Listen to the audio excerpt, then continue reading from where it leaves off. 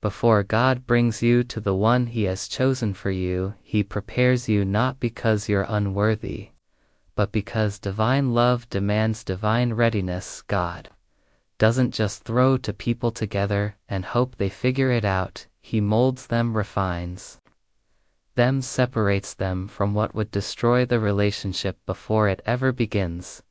Sometimes we ask, why am I still single? Why does everyone else seem to be finding their person? And deep down, what's wrong with me? But maybe the waiting isn't about punishment. Maybe it's about preparation, because God will never hand you a promise your character can't carry before He brings someone to walk with you. He teaches you how to walk alone, not in isolation but in intimacy. With Him, He becomes your first love. He becomes your anchor, because if you don't find your identity in Him, you'll try to find it in them. And love can't be built on emptiness, it has to be built on overflow. So He begins the work quietly, faithfully, painfully. He breaks you away from toxic attachments. He purges your heart from pride. He heals the wounds you forgot were still bleeding. He teaches you how to forgive, not just others, but yourself. He teaches you how to love, how to receive love, how to wait, how to trust when there's nothing to hold on to. He teaches you how to choose someone for their soul, not just their smile, and how to become someone whose soul is worth choosing, because the one He has for you, they're not just anyone there, someone He's also preparing, someone who's going through their own refining, someone who's also learning how to pray instead of panic, how to lead with love instead of fear, how to surrender instead of control. So don't despise the lonely seasons, don't curse the delay, because what feels like isolation is often elevation in disguise. God hides you to shape you. He separates you to strengthen you. He wants you to become whole, so you don't enter love out of desperation, but out of discernment, because a God-written love story is not about perfect people. It's about prepared hearts to souls who've wrestled with God in the secret place, who've walked through fire, who know their worth, who've died to self, so they can live for something greater together. So if you're in the waiting, let God finish His work. Let Him undo your need to rush. Let Him cleanse the places no one sees. Let Him break the idols. Let Him teach you that love isn't just about being chosen, it's about being ready when the choosing happens. Don't run ahead of His timing, because an unprepared heart can sabotage a divinely prepared relationship.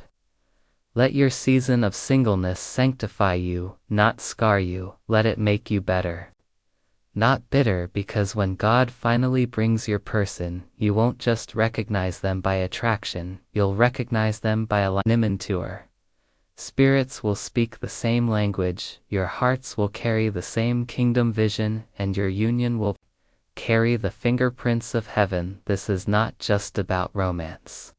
It's about calling, it's about mission to people, one purpose, and a love so rooted in Christ that even hell can't shake it. But that kind of love can't be rushed. It has to be grown in the secret place, in the quiet, in the lonely, in the prayer room, in the breaking, and in the becoming. So if you're still waiting, still healing, still asking why, remember this: God prepares you before He pairs you, because He's not just writing a love story, He's writing a legacy. And He's not just protecting your heart, He's building it so when the right one arrives, you'll recognize the divine in their presence, because you first learned how to recognize Him in His wait. Well, grow deep, love Jesus, and let Him finish writing what only He can begin.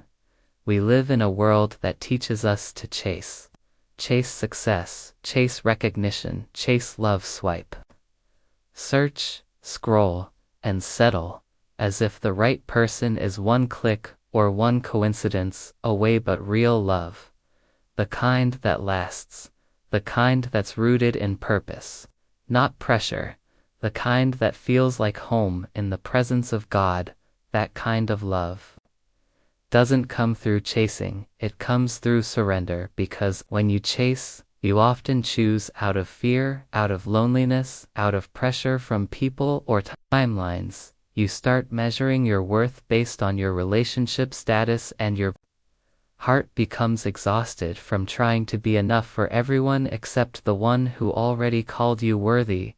But God is not calling you to strive.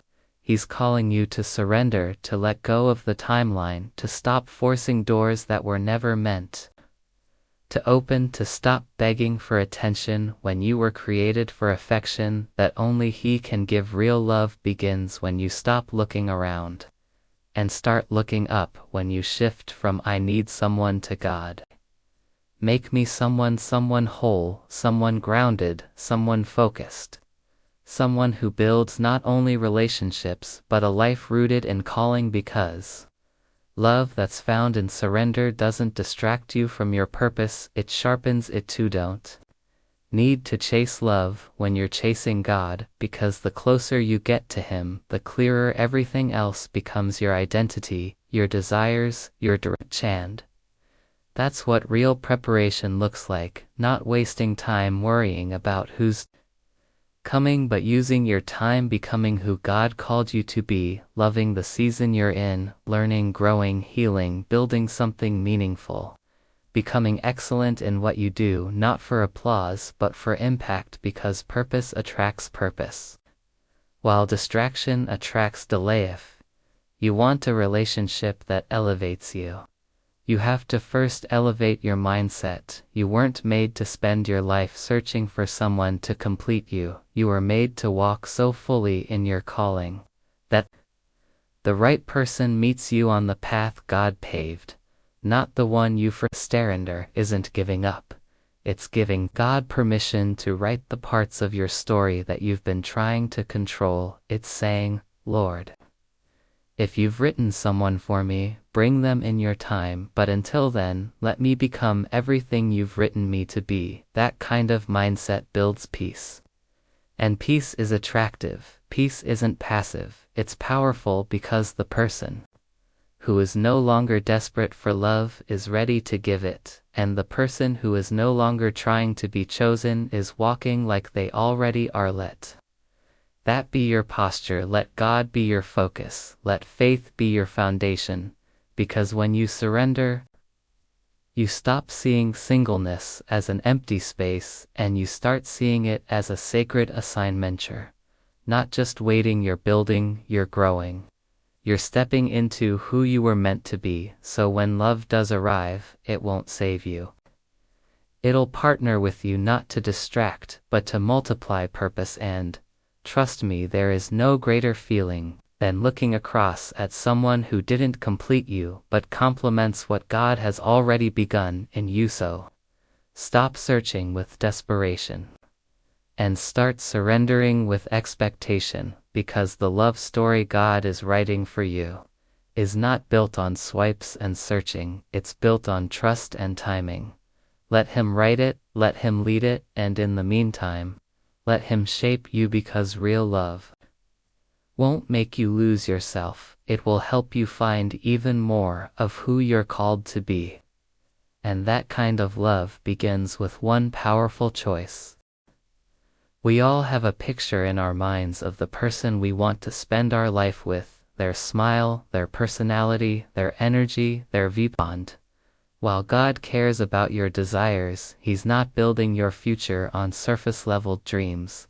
He's building it on divine alignment, because true love, real, lasting, God-ordained love isn't just about what you want, it's about who you're called to become, and the person God has for you will reflect His heart, not just your preferences. That means they won't just be someone who makes you feel good, they'll be someone who makes you grow, someone who reminds you of who you are in Christ, someone who doesn't just bring butterflies but brings balance, vision, faith. If you want to do something real with your life, if you want to build too, create to walk in purpose, then the person beside you can't just look good in photos, they have to walk strong in spirit, because looks fade, feelings shift. But a soul aligned with God will challenge you, uplift you, and push you to become all He designed you to be. That's why God doesn't always give you what you want. He gives you what you need to fulfill His assignment over your life. And sometimes that means He says no to people who were almost right to protect the mission He placed inside you, because a God-given partner isn't just about romance. It's about legacy, about purpose, about building something eternal together. And that kind of relationship starts with reflection, not attraction. The one God has for you will reflect His heart, they will carry His compassion, they will walk in humility, they will have a hunger for righteousness, they will pray when things feel heavy, they will worship when things don't make sense, they will love you in ways that remind you of how God loves you, not perfectly, but purely. You don't need someone who completes your selfie, you need someone who completes your calling. You need someone who sees more in you than your resume or your appearance, someone who sees the fire in you. And instead of being intimidated by it, they protect it, they fan it, they speak life into it. That's the kind of partner God is preparing, someone who sees your vision and says, let's build it together, not compete with it. So if you feel like you're falling behind, if you're still single and wondering where your person is, maybe God is still building that reflection, maybe He's still molding both of you, so when you finally meet, it's not chaos, it's clarity, because God's timing is never random. He aligns hearts through healing, He connects souls through surrender, and when your person arrives, you'll realize why God made you wait, you'll realize why He didn't answer every prayer, because you weren't praying for His heart. You were praying from your wounds, but now you've grown, you've healed, you've focused. And you're ready for more than just romance, you're ready for revelation, for purpose, for partnership, for a relationship that helps you become who you were created to be. This person won't just fall into your life like a movie. They'll walk in like a mirror, showing you where you've grown and where you're still growing.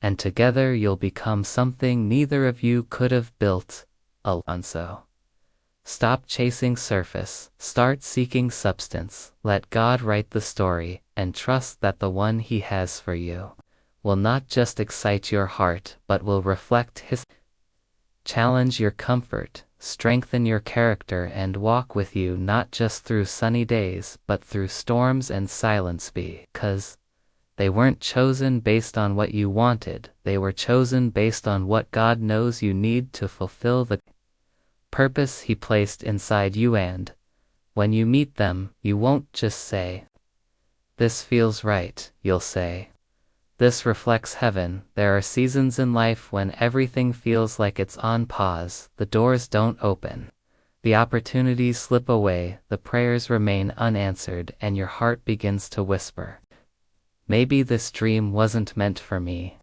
But what if the delay isn't a rejection? What if it's a strategy? What if heaven's silence is not God saying no, but simply saying not yet? Because when God has a plan for your life, He doesn't rush it, He refines it. And the delay, that thing you're calling wasted time, that season where it feels like nothing's happening, that's where He's developing you. God doesn't just want to give you a platform, He wants to give you the strength to stand on it. He doesn't just want to release the blessing, He wants to prepare you to carry it with integrity.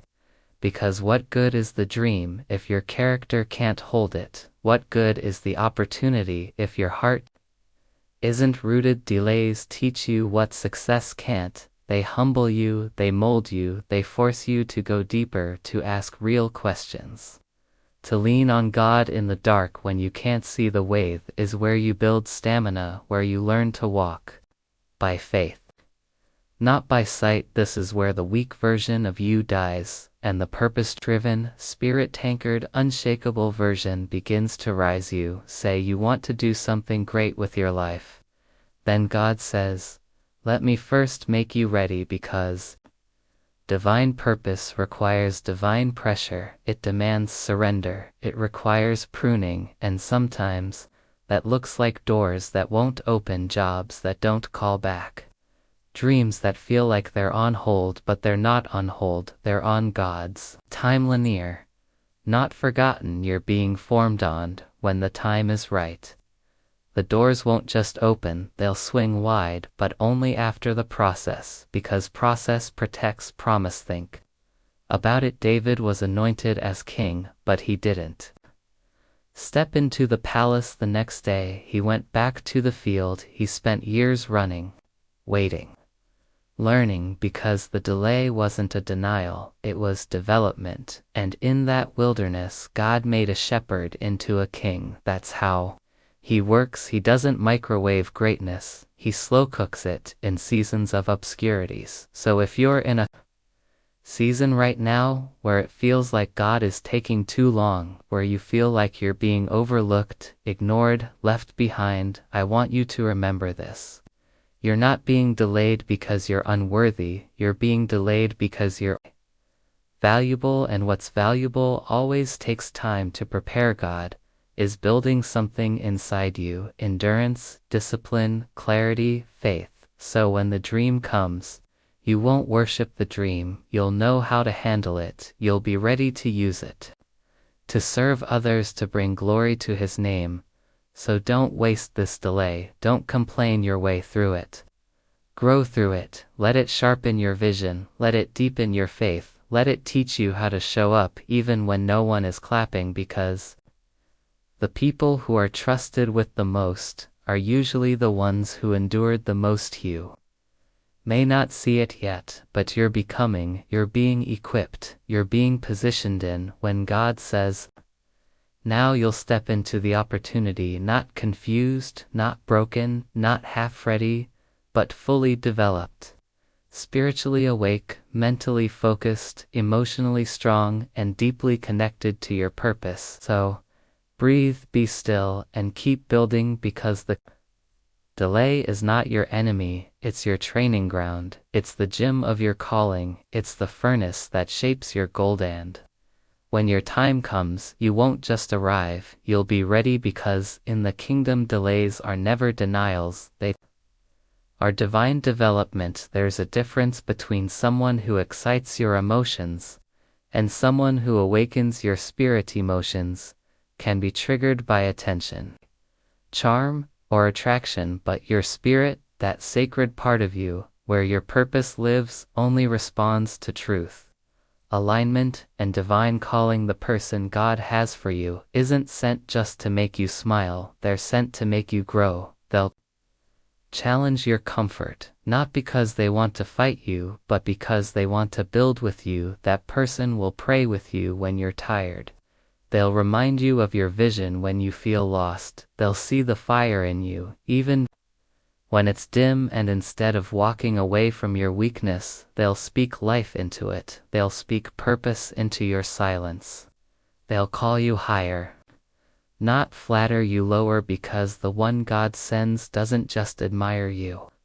They recognize your assignment, they speak to the calling inside you, and they push you toward the cross, not just comfort. Many people settle for connections that stir feelings, but feelings are temporary. They rise and fall like waves, they get shaken in storms, but the Spirit, that's the place where eternal purpose breathes. That's the place where your mission is born. So, if you want to do something meaningful in life, if you want to live with purpose, you can't build with someone who only speaks to your emotions. You need someone who can sit with your vision, who can understand your silence, who doesn't get insecure when you grow, but gets excited because they're growing to God's chosen person. For you will recognize that your calling is not a competition.